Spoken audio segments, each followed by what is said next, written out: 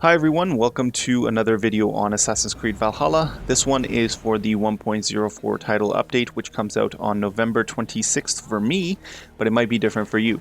But before we get into it, I just wanted to let you guys know that 99.3% of the people that watch my videos, or you guys that might be watching right now, are not subscribed and don't hit that like button. So please do either hit that like button or subscribe or share the video or do something to help me out so I can keep creating this awesome, well, I hope it's awesome content for you guys. And without further ado, let's get into the update.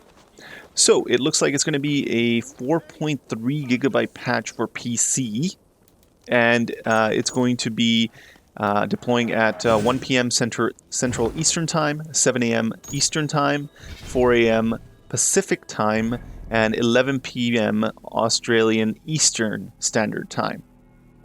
And they do say that these timings are subject to change, but I'm pretty sure it'll probably pop up around that time anyways.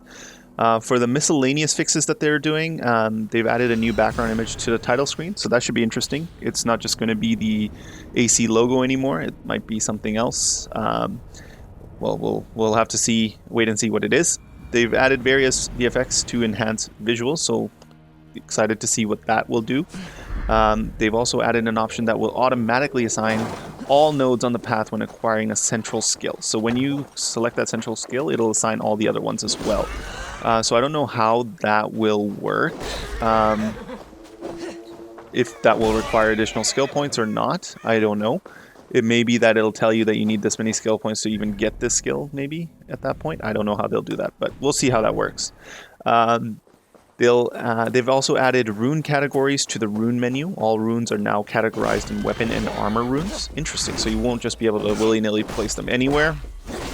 They'll also add a warning when switching from a language that supports TTS to one that doesn't. And they've added mouse functionality in the menus, so now you can use sliders with the left and right arrows as well as mouse and keyboard controls.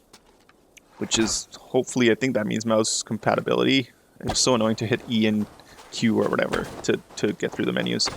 They've increased the fabric limit to 82. I'm not too familiar with fabric in the game yet, so I don't know what that means. For those of you that do use fabric, maybe that'll let you know what that means. They've also added fabric to traders once a settlement has reached level 6. Once again, I have not reached level 6 on my settlement, so I don't know. Added offering alter requirements to the world maps. For balance, they've updated gear quality and gear to their correct values. Apparently they were incorrect before. Interesting. Added assassination damage stats on the character stats page. Nice. Removed duplicate gear from inventory. Ooh, so that's fixing that little glitch that people have been doing to get all the runes and duplicate runes. Heavy and light attack stats will now adjust correctly based on acquired skill nodes. Nice. That's very helpful. Heavy attack modifiers will no longer be applied to range attacks. I didn't know they were being applied to range attacks. That's kind of scary. For game improvement and stability, they've improved stability and performance. We'll see what that actually works out to. I'll do a benchmark and see if it's better or worse when I load it up after the patch. They've also addressed VRAM and RAM leakage issue when alt-tabbing to desktop. I'm glad that's done. That should help me out. Save games. So they've renamed cloud saves to make them more distinguished. So now you'll actually be able to see that it's a manual cloud save versus just a little cloud icon.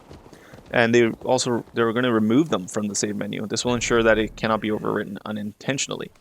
For graphics and audio and animation, they've addressed various issues with Eivor's cloak, visual issues.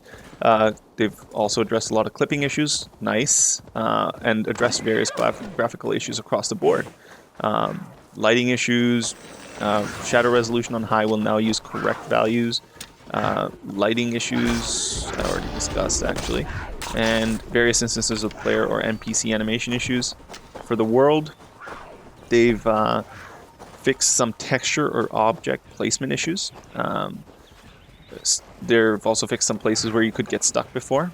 Fish in Norway now spawn under bad weather as well. And crows will no longer randomly fall from the sky in Asgard. That's interesting. I haven't been to Asgard, so I don't know. I didn't even know that was happening, honestly. Combat AI gameplay. So they've improved NPC and boss behavior across the board. Now NPCs are going to react to you stealing, so don't steal. You might get chased out and attacked. No more levitating dogs. Zealots that were hit with a sleep dart will now they'll get a stun, and you can attack them with stun.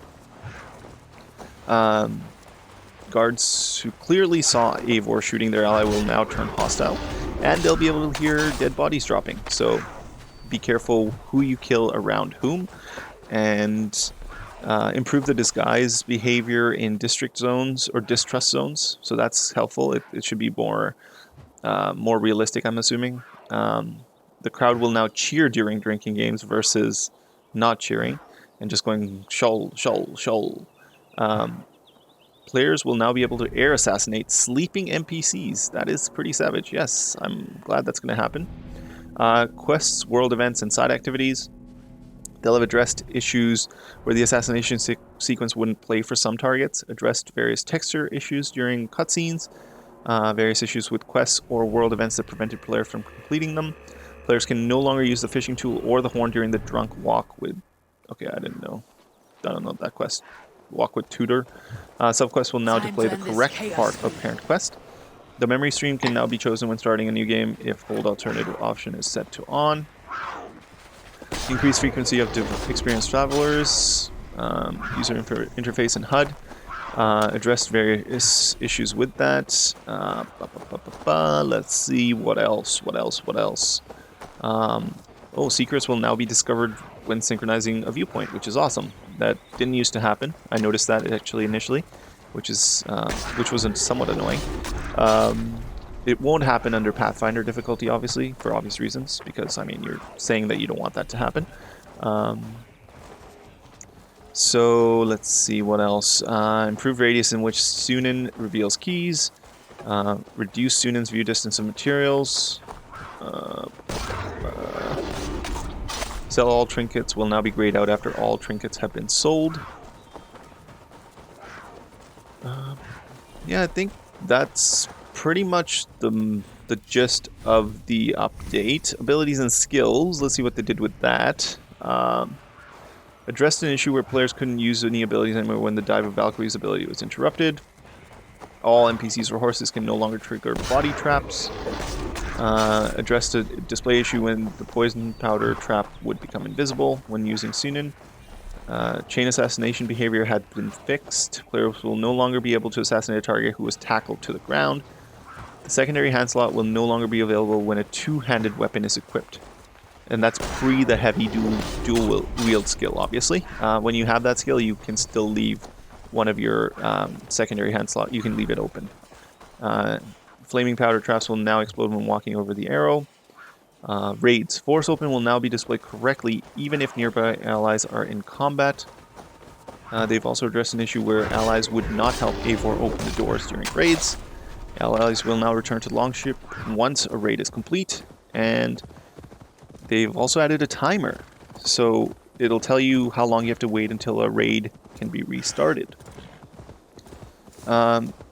Effects values can now be adjusted using the WASD keys. Thank you so much. I really appreciate that. I hated scrolling through that stuff to be able to get the freaking effects properly. It was so annoying. No filter option will now work correctly. The territory panel is no longer displayed in photo mode. Changing filters will now work as intended on a service that temporary. Snow effects will now center on the camera instead of the player in photo mode. Nice, that's perfect. Okay, great, and that's essentially it. They've updated some configs for NVIDIA GeForce for systems, correct PC specifications, issues with black screen, controllers vibrating constantly, fix that, and checkpoints in some boss fights.